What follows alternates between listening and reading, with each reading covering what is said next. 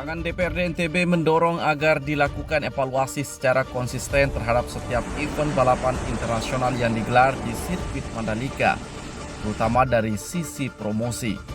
Tujuannya agar jumlah penonton dari tahun ke tahun terus meningkat, sehingga dampak yang ditimbulkan kepada masyarakat semakin besar.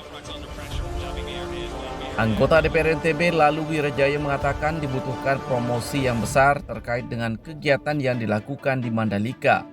Sebab promosi yang masif dan tepat sasaran akan berdampak pada meningkatnya jumlah penonton yang langsung menyaksikan event secara langsung di sirkuit Mandalika.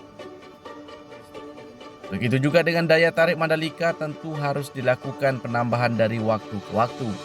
Sehingga tak hanya saat event olahraga saja Mandalika akan dikunjungi, namun setiap saat wisatawan datang ke destinasi super prioritas tersebut untuk berwisata.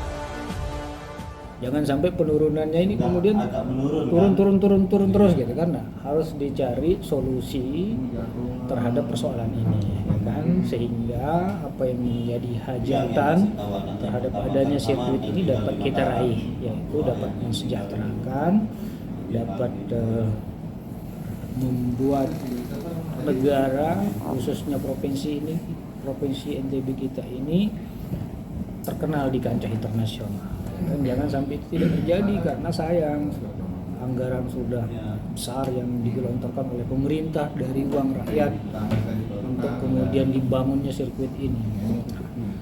Jangan sampai pengorbanan yang sudah sedemikian besar ini kemudian sia-sia atau kurang kebermanfaatannya terhadap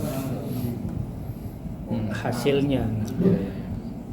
Oleh karena misalnya promo yang kurang dan lain sebagainya. Saya pikir MJPA sebagai panitia harus menganalisa ini kan, bersama ahli di bidangnya, misalnya ahli promosi, ahli pemasaran dan lain sebagainya. Wirajaya menilai pemerintah daerah memiliki peran penting dalam setiap penyelenggaraan event balap. Namun demikian, tak bisa Pemda terus-menerus ikut terlalu masuk di dalam event. Nah, ada penyelenggara dan pengelola Mandalika yang menjadi garda terdepan. Sehingga sangat dibutuhkan upaya strategis untuk menghadirkan daya tarik yang bagus, baik pada saat event maupun di luar event balapan. Pada saat penyelenggaraan MotoGP tahun 2022 kemarin memang ada sejumlah kekurangan yang menjadi catatan pemerintah dan penyelenggara, terutama soal belum sempurnanya infrastruktur pendukung di Mandalika dan sistem transportasi yang menuai banyak sorotan.